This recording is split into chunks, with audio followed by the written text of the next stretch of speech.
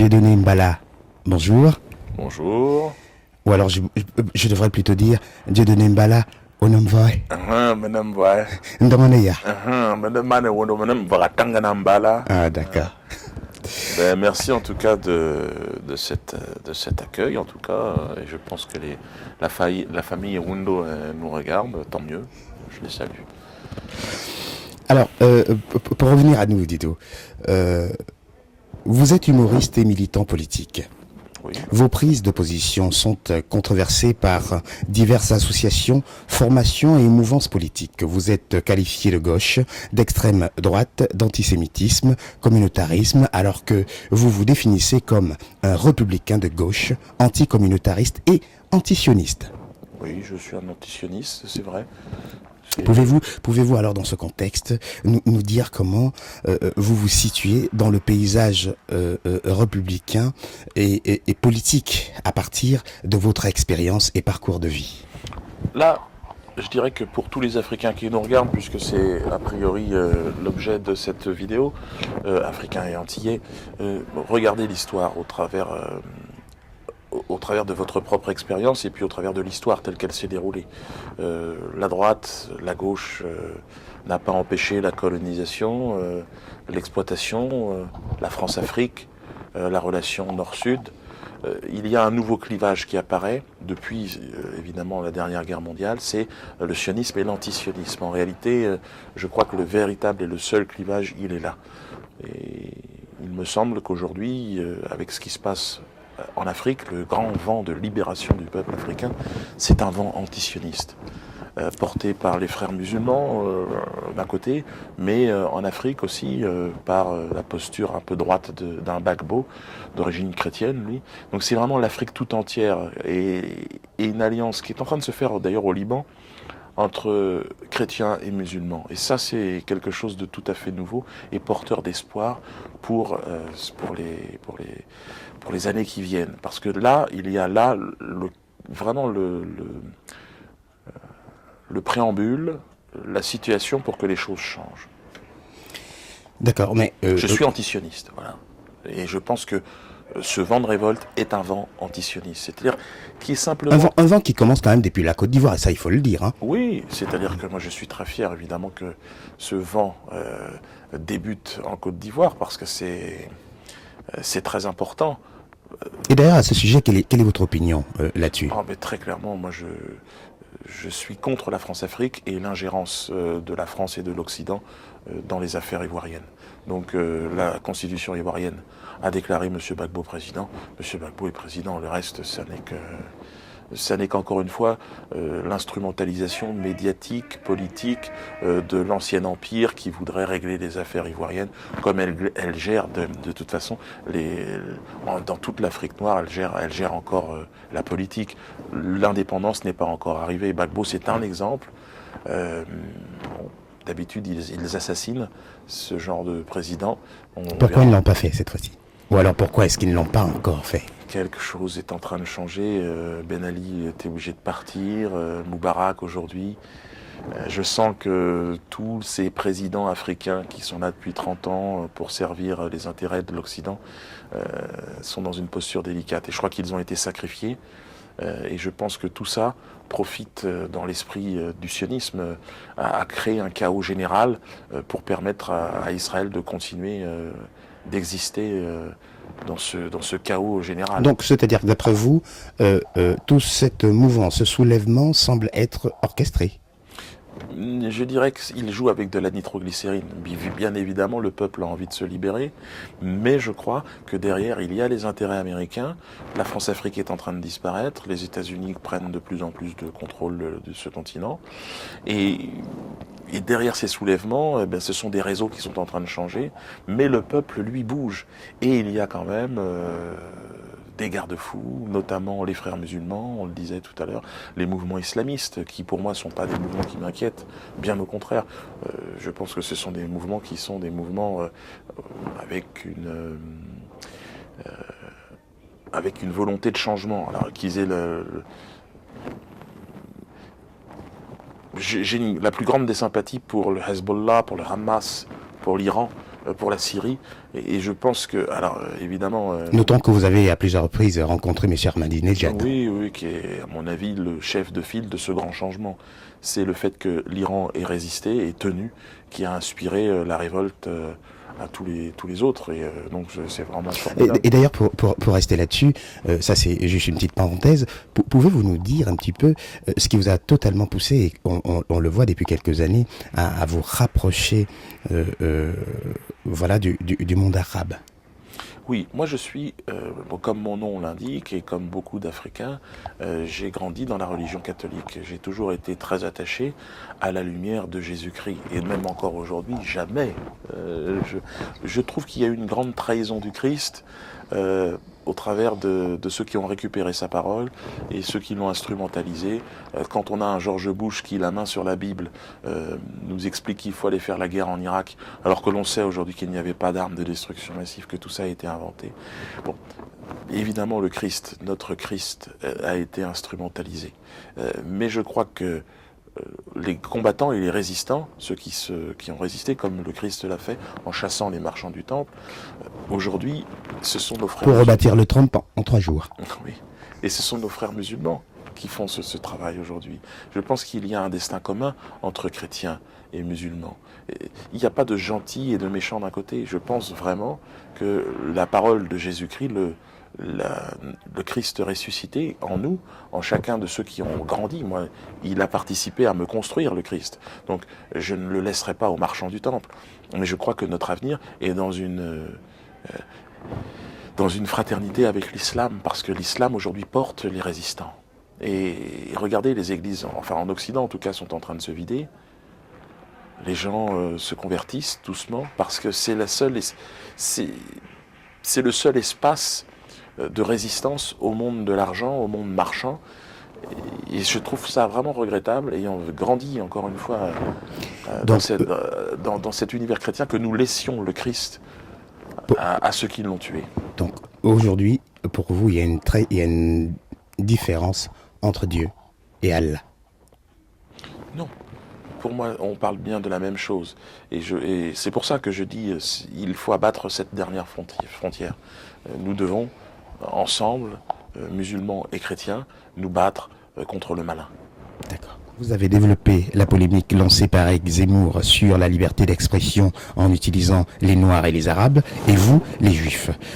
Croyez-vous que le problème essentiel de la polémique est la défense de l'expression, l'utilisation des minorités à des fins politiques, ou bien l'évolution sociale de la société mal connue par des acteurs politiques?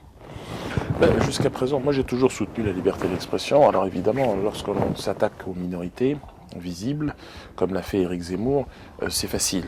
D'ailleurs, il y a un procès, il faut attendre le résultat, on ne peut pas parler au nom de la justice.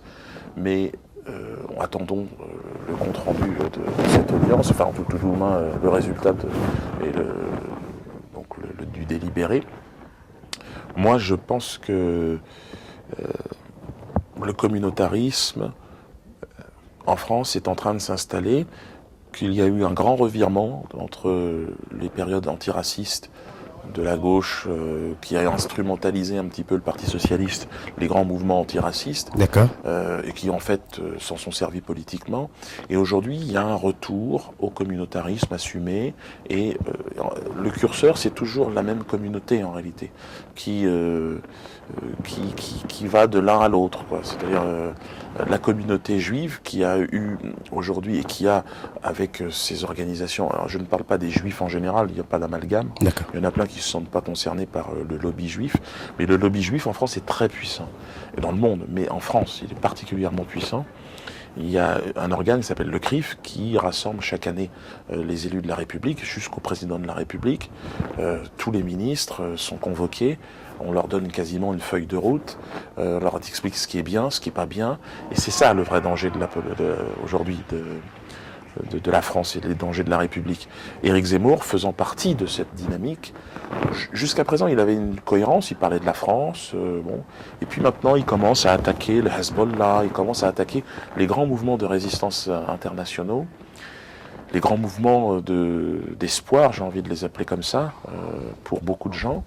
des gens comme moi et beaucoup de gens qui nous regardent là, qui sont en Afrique, qui sont aussi dans le Maghreb et au Moyen-Orient, nous, je pense réellement que notre intérêt, l'intérêt des Africains, est du côté du Hamas, du côté du Hezbollah, du côté de l'Iran, pas du côté des États-Unis ou d'Israël, parce que ce sont les anciens maîtres, ce sont toujours eux qui nous ont, qui exploitent les matières premières de l'Afrique. On le voit avec les États-Unis, le pétrole algérien, mais j'en passe partout, les mines d'uranium un peu partout au Niger. Il y a aujourd'hui une volonté d'indépendance. Et les exemples sont évidemment le leader de ce courant, c'est Mahmoud Ahmadinejad. Il ne se bat pas au nom de l'islam. Lui, il vient de l'islam. C'est une république islamique, mais il s'adresse au monde entier. Et aujourd'hui, à Beyrouth, ce sont les chrétiens et les musulmans qui, main dans la main, ont repoussé l'empire israélo-américain, l'empire américano-sioniste, on va dire. Donc c'est pour ça que moi je suis un humoriste qui a, par ses voyages, pris conscience de tout cela. Et quand on est à Yaoundé, à Cotonou, à Abidjan, il faut qu'on ait conscience que le problème et les malheurs de l'Afrique viennent essentiellement d'une redistribution du monde, des cartes du monde, par les intérêts économiques, la Banque mondiale, l'industrie, les médias. Les choses sont en train d'évoluer. Et il y a des courants aujourd'hui divergents. Et je pense réellement que cette libération, ce vent de révolte et de libération du peuple tunisien est en train de prendre aujourd'hui un peu partout en Afrique. Alors, quel est votre regard, pour revenir un petit peu en France, quel est votre regard sur la société française, c'est-à-dire la place des minorités et en particulier des Noirs en France? Être noir en France, ça a toujours été compliqué, mais je veux dire, on ne va pas se plaindre par rapport à l'histoire, puisque dans l'histoire, le traitement était encore plus violent qu'avant. Là, aujourd'hui, ça reste des humiliations, difficultés pour se trouver un logement, du travail, une discrimination à l'entrée des discothèques pour certains. Bon, ça a toujours existé, ça continuera encore à exister, tant que nous n'aurons pas pris conscience de l'importance du combat de libération. Nous n'aurons pas de libération, nous ne pourrons pas faire l'économie d'une véritable résistance, d'un véritable combat. Ce n'est pas en pleurnichant qu'on obtiendra notre libération. Il faut donc s'engager, comme le font les gens du Hezbollah, les gens du Hamas. Je les cite parce que ce sont des exemples pour moi. Et c'est-à-dire que là, vous suggérez que pour sortir du carcan dans lequel un certain nombre de Noirs se sentent mal aujourd'hui en France, il serait nécessaire, sinon prépondérant pour eux, de s'engager dans une mouvance islamique. Moi, je pense que non, y compris pour ceux qui ne sont pas chrétiens. Je pense que chrétiens ou pas. Moi, je parle pour ceux qui sont chrétiens, puisque je suis issu de ce milieu. L'islam est quelque chose qui n'est pas sectaire. Alors il y a des gens qui vivent leur islam comme les gens qui vivent leur chrétienté, enfin leur révélation chrétienne comme ils l'entendent. Moi, ce que je dis, c'est que les seuls combattants, les seuls résistants sur la planète aujourd'hui sont les combattants qui viennent de l'islam. Mais au Liban, chrétiens et musulmans ont réussi à former un gouvernement. C'est le gouvernement actuel. C'est ça qui est important. C'est-à-dire que c'est de marcher ensemble. Ça ne veut pas dire de quitter. Ils ont du mal. Ce gouvernement ne tient pas. Si il est en train, c'est la première fois qu'il est là. Il est en place en Égypte. Les frères musulmans sont en train aussi de s'organiser et certainement ils vont prendre le contrôle de ce pays. Et c'est très bien. Moi, je dis simplement, il appartient aux chrétiens de faire la même chose en Afrique. Alors, mais aux côtés des combattants musulmans, parce que c'est ça. Juste une parenthèse. Il n'y a que dans une entente avec le monde musulman que nous nous libérerons. Il n'y aura pas de libération autre, c'est impossible. Bien sûr, Dido. Nous avons parlé tout à l'heure, nous avons évoqué le cas du président élu de la Côte d'Ivoire, monsieur Laurent Gbagbo, que vous avez d'ailleurs, à qui vous n'hésitez pas à apporter votre soutien. Sans aucun souci. D'accord. Mais notons quand même que M. Gbagbo a pu tenir face à cette forme d'injustice sans pour autant être musulman. Non, mais tout à fait. Je pense Vous comprenez ce que je veux dire? Non, mais moi je ne peux pas dire aux chrétiens devenez musulmans. Je suis chrétien. Je dis juste, nous devons combattre avec les musulmans, ensemble. Il faut comprendre que M. Ouattara, ça n'est pas un parti, il n'est pas lié aux frères musulmans. Il est lié aux Américains. Mais surtout que d'après des informations, il serait plutôt bouddhiste, hein, d'après. Oui, puis en tout cas, il ne se bat pas. Il ne se bat pas pour l'islam. C'est pas son cheval de bataille. Il s'agit des États-Unis. Il est clairement le candidat des Occidentaux. Mahmoud Ahmadinejad n'est pas le candidat des Occidentaux. C'est pour ça que l'étiquette islam ou musulman, ça ne veut pas dire grand-chose. Laurent Gbagbo ne l'était pas non plus. Non. Laurent Gbagbo, c'est la vieille France-Afrique. Il était jusqu'à présent toléré. Bon, depuis Chirac, depuis la partition en fait de son pays entre le nord et le sud, il y a eu une situation de blocage. Gbagbo a été trahi certainement. En tout cas, il est aujourd'hui, face à son histoire, il a la possibilité de rentrer dans la grande histoire de libération de l'Afrique noire. J'espère qu'il saisira cette occasion. Si vous aviez quelque chose à lui dire en ce moment, que lui diriez-vous au président Laurent Gbagbo? Battez-vous jusqu'au bout, évidemment, mais vous ne pourrez pas vous en sortir sans rallier le courant de résistance internationale mené par Chavez, mené par Ahmadinejad. Chavez, c'est peut-être plus facile puisqu'il est chrétien, pour ceux qui ont encore un problème de frontière entre les deux. Moi, je pense que Chavez, Ahmadinejad, c'est l'union, voilà, du monde chrétien et du monde musulman. Et c'est ça qui est important, parce que c'est par là que la victoire et la libération se fera. Pour revenir un petit peu en France, parce que on vous a notamment vu devant le magasin Guerlain. Halluciné par le deux poids deux mesures, c'est-à-dire que lui a le droit de nous insulter, mais pas nous. C'est ça qui est quand même bizarre. Alors moi, qui suis pour la liberté d'expression, je suis pour que chacun s'exprime. Mais ce qui est bizarre, c'est que lorsque un Afro-Européen s'exprime, lui, on lui fait des procès. Il a des associations antiracistes sur le dos. Monsieur, c'est vraiment étonnant. Le deux poids deux mesures, encore une fois, qui touche la communauté afro-européenne. On est vraiment des sous-citoyens, quoi, parce qu'ils nous insultent en permanence et on n'a pas le droit de parler, on n'a pas le droit de répondre. Quoi. Alors moi, j'ai jamais été aussi loin que ça dans les propos, bien évidemment, j'ai jamais été injurieux.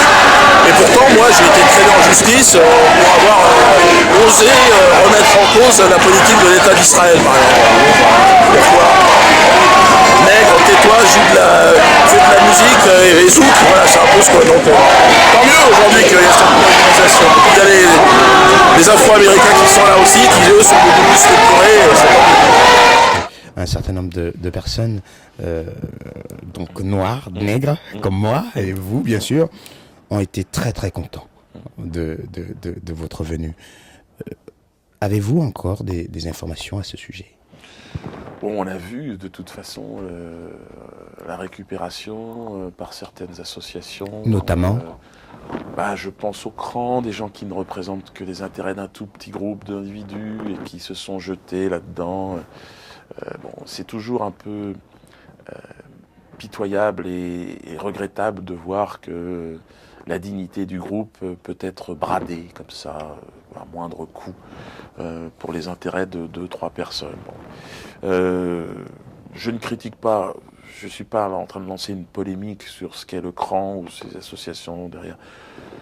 C'est malheureusement le lot de tout Africain qui arrive ici, qui essaye de manger, qui essaye de survivre, qui est en survie et qui est prêt à trahir l'Afrique, les Africains. Non. Je ne veux pas en rajouter parce que le problème n'est pas là. Le problème, c'est pas le CRAN, bien évidemment. Mais que faut-il faire alors ? Je pense qu'il faut se battre, il faut tenir, il faut organiser, avoir des idées et puis organiser une résistance. Vous n'obtiendrez rien de l'État français. Monsieur Guerlain nous insulte, insultons-le. N'attendez rien de la justice ne le condamnera pas. il doit être le parfumeur de toute la magistrature, que je vous dise, moi. La magistrature est indépendante, mais pas des commerçants comme Guerlain. Dans le droit, évidemment, moi c'est dans l'amusement, il y a l'excuse de provocation. Tout noir de France, tout noir qui a entendu cette injure, se doit de répondre. C'est-à-dire, alors certains me disent, on ne répond pas à l'injure par l'injure. Genre, monsieur, la personne du cran dit ça. Alors, évidemment, lui, il touche son chèque. Donc lui, on lui fait une petite marionnette. Bon, bien sûr qu'on répond à l'injure par l'injure. Et quoi, on va se laisser injurier? Non, moi, Guerlain m'insulte, je l'insulte. Nous n'aurons pas réparation. Nous n'aurons pas réparation sur l'esclavagisme. Nous n'aurons pas réparation sur la colonisation. Nous n'aurons rien. Les seuls qui ont obtenu une réparation, il s'agit de la communauté juive. Ils ont fait voter des lois pour qu'on ne conteste pas leur crime contre l'humanité. Ils ont obtenu des sommes énormes par rapport au massacre qu'ils ont subi. Il faut continuer à mettre la pression sur Guerlain, sur le groupe LVMH, et ne jamais s'arrêter. Jamais. Tant qu'il n'y aura pas eu, effectivement, des excuses officielles de ce groupe. Est-ce que ces excuses suffiraient aujourd'hui à calmer le raz-de-marée qu'a créé cette polémique? Moi, je pense que des excuses, ce serait déjà pas mal. Après, moi, il m'appartient pas. Il faudrait qu'elle soit sincère, il faudrait qu'elle soit effectivement accompagnée de sanctions. C'est normal, puisqu'il ne peut pas y avoir deux poids, deux mesures. Moi, j'ai fait un sketch sur un colon israélien, j'ai eu des répercussions, une condamnation. Bon, à un moment donné, ce serait bien quand même que M. Guerlain aussi puisse, que le sort soit identique. Moi, je ne suis pas pour encombrer les tribunaux sur ce genre d'affaires, mais je pense qu'effectivement, le mieux est de continuer à mettre la pression sur M. Guerlain et sur son entreprise, et sur le groupe LVMH. Moi, je pense que c'est la moindre des choses. Ils ont un peu laissé s'éteindre les choses. Il faut arrêter d'acheter, évidemment, leurs produits, et puis tenter de nuire, évidemment, au développement, dans le cadre de la loi, bien sûr, mais au développement de cette entreprise. Très franchement, que pensez-vous utile de devoir faire pour participer au développement de l'image positive de toutes ces personnes issues de l'immigration? Moi, je pense que nous avons un rôle surtout par rapport évidemment, au continent africain. On a une vraie responsabilité. C'est de tenter de libérer, évidemment, l'Afrique du franc CFA, qui en est l'une des expressions, mais largement, nous devons libérer notre continent de la mainmise de cet axe français. Mais bon, on dirait qu'il disparaît, du nouvel axe qui est en train de s'imposer, l'axe américano-sioniste. Tous ces vieux chefs d'État doivent partir très vite, très très vite maintenant. Il faut installer, en tout cas, une dynamique jeune, et puis positive, de construction. Vous vous rendez compte, les richesses, les matières premières de l'Afrique, comment se fait-il que, moi, dans mon village, on a un gazoduc, non, on a du pétrole qui passe juste en dessous de nos pieds, et on n'a pas l'électricité. Non mais où sommes-nous, quoi? Comment se fait-il qu'il y a un tel gaspillage? Comment se fait-il qu'on brade à ce point-là nos matières premières? Non, l'Afrique est un continent riche, il faut que les Africains en profitent et vivent normalement. C'est pas possible, ça ne peut pas continuer. Pour cela, il faut qu'ici on s'engage et qu'on le dise dès qu'on a accès à un micro, à une tribune, il faut qu'on en parle. Et puis qu'on mette la pression suffisamment de la diaspora africaine sur ce qui se passe ici, en aidant. Ne rêvez pas, il faut aider ceux qui se révoltent dans le monde. Il faut arrêter la division, il faut aider Hugo Chavez, il faut aider les Palestiniens. Parce que à partir du moment où nous serons unis, nous pourrons changer les choses. Le malin nous divise systématiquement. Nous devons être unis. Et bien sûr, c'est les Noirs. Bien sûr, mais je sais que Dieu donne Mbala, il a un rôle, il a un destin qui est de réussir à trouver l'énergie nécessaire pour sortir qui sait jouer aussi un rôle du président, comme on a pu le constater. Oui, je sais. Moi, l'Afrique, je rigole avec le pouvoir africain, les pouvoirs africains qui sont, c'est vrai, ridicules, ceux de la France-Afrique. C'est fini, ce temps-là est terminé. Il faut qu'on passe à autre chose. Tout le monde en a marre. Il faut vraiment qu'on passe à autre chose. Et je pense que les seules puissances capables de nous aider réellement, c'est le Venezuela, c'est l'Iran, c'est le Liban aujourd'hui, et des mouvements de résistance. Eux vont pouvoir nous aider. Les autres, que ce soit les Chinois ou les Américains, ils sont là pour exploiter, pour faire du business. Il n'y a pas de... C'est pour ça que l'islam est quand même un rempart d'éthique. Il y a quand même une volonté... Et pourquoi pas le Brésil? Le Brésil, mais le Brésil sort avec cette grande dynamique de Lula. Ils sont sortis de la crise. Le Brésil fait partie de ce courant, bien sûr. Mais ils ont une voix encore très discrète, quoi. Alors, s'il y avait un dernier message à passer, juste pour 5 secondes, que diriez-vous? Moi, je dirais, levez-vous, résistez, rapprochez-vous des grands mouvements de résistance, allez sur Internet, regardez ce qui se passe, arrêtez de collaborer. De toute façon, vous perdrez toujours. Pas de collaboration et surtout, il n'y aura pas de victoire sans combat. Donc, combattez dans la direction de la libération. Et c'est ce que je dis. Moi, je combats par le rire. Je suis un homme de paix, évidemment. Mais je pense que si l'histoire fait qu'un jour je suis sur un champ de bataille, je veux savoir dans quel sens je me bats. Je veux pas aller me battre comme mes ancêtres se sont battus en Allemagne contre des gens et ça n'a absolument rien changé à l'histoire de l'Afrique. Nous aurions jamais dû aller nous battre de ce côté-là. Jamais, jamais. C'était un combat qui n'était pas le nôtre. Qu'est-ce que vous voulez que je vous dise ? Maintenant, je pense que notre combat et nos alliés, ce sont les combattants, il faut les soutenir. Et si vous vous rendez compte de la force qu'on aurait si on arrivait à être unis tous ensemble avec cette révolte dans les pays du Maghreb qui sont en train de se mettre en place jusqu'au Moyen-Orient, et l'Afrique qui s'y mettrait, là, ce serait formidable. C'est ça le top. Est-ce que vous pouvez nous parler un petit peu du procès, de votre dernier procès? Oui, je suis harcelé, moi, par les associations, par le lobby juif ici en France, qui voudraient me faire condamner systématiquement. Alors bon, ça n'a pas tellement d'intérêt. C'est toujours les mêmes histoires. On a souffert, vous n'avez pas le droit. Moi, vous n'avez pas plus souffert que moi. Je veux dire, je n'ai pas de leçons à recevoir, de souffrance. Il y a des comédies musicales sur la traite négrière. Personne, tout le monde en parle. Je crois qu'il faut arrêter la pleurniche. D'accord. Merci Dido.